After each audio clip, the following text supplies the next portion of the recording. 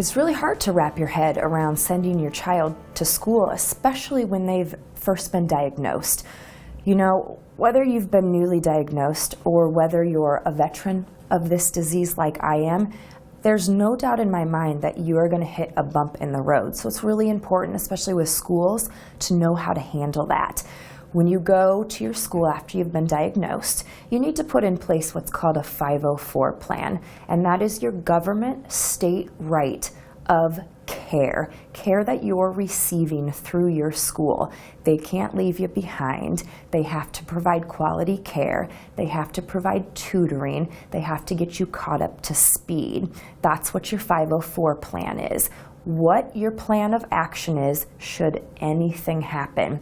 Boys Town Hospital has one. All you have to do is ask for it and fill in your name and maybe any extra details that you might possibly need that go along with it. But it doesn't matter if your school is really, really great and is accommodating to everything, because sometimes when push comes to shove, and if you've had a lot of missed absences and the state gets involved, you have to have that documentation to back yourself up. And documentation also includes every time you go to the doctors and you miss school, or you go for an infusion, or you're out sick, that you have a doctor's note to back it up. Make a copy, give it to the school, keep the original.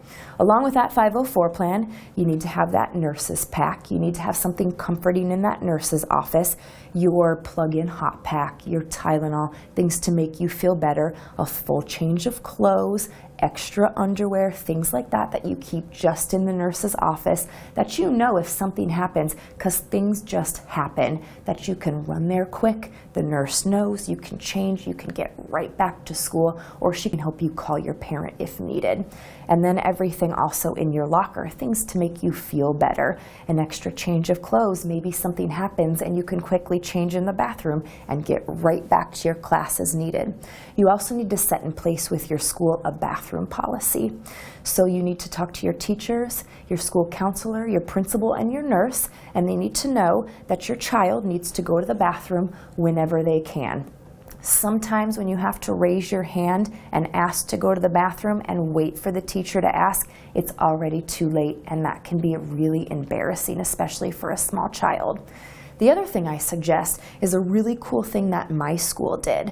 So I always suggest talk to your school counselor, because there's a chance that there's quite a few other kids at your school with chronic illness, whether it be diabetes or something else, and have your school counselor get a group together where you can meet other kids that have chronic illnesses. It might not be your chronic illness, but you know that there's other kids going through some things as well. They can all get together, they can all share stories and become friends. And it's just plain nice to know that there's other people who have some things going on. It makes everybody feel a little better.